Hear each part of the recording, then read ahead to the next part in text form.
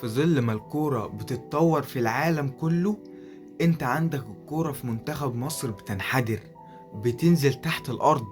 كل شوية تجيب مدرب أسوأ من اللي قبله، كل شوية اختيارات اللعيبة تبقى أسوأ من اللي قبل كده. إذا كان في المنتخب الأول أو المنتخب المحلي اللي هو أصلا لا حول له ولا قوة، متعادل مع منتخبين انت اللي معلمهم يعني ايه كورة اصلا، متعادل معاهم وهم زعلانين ان انت متعادل معاهم، يعني مع احترامي يعني، بس هم زعلانين ان انت متعادل معاهم.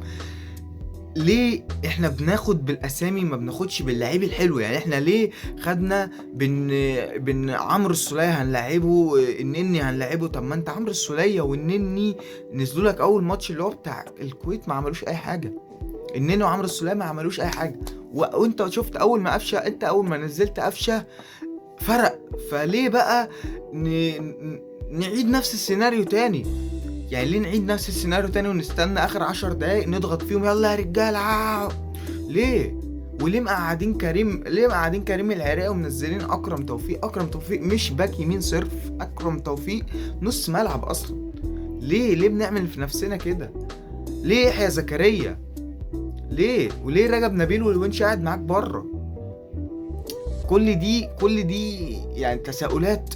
انت مفيش اوفر اتلعب صح غير اللي جه جون، غير اللي اتلعب لمروان حمدي صح، هو اللي جه جون.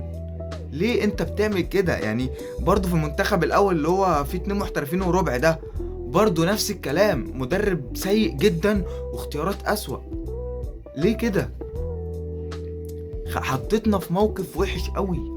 احنا اتحطينا في موقف ان احنا لازم نكسب الاردن اللي هو دلوقتي اقوى فريق في المجموعة، لازم تكسبه عشان تصعد 100%. فليه نتحط في الآلة والحيكي وميكي ليه كل ده؟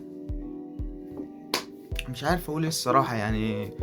ربنا يقدم يعني ان شاء الله اللي فيه الخير، وان شاء الله نسعد يعني.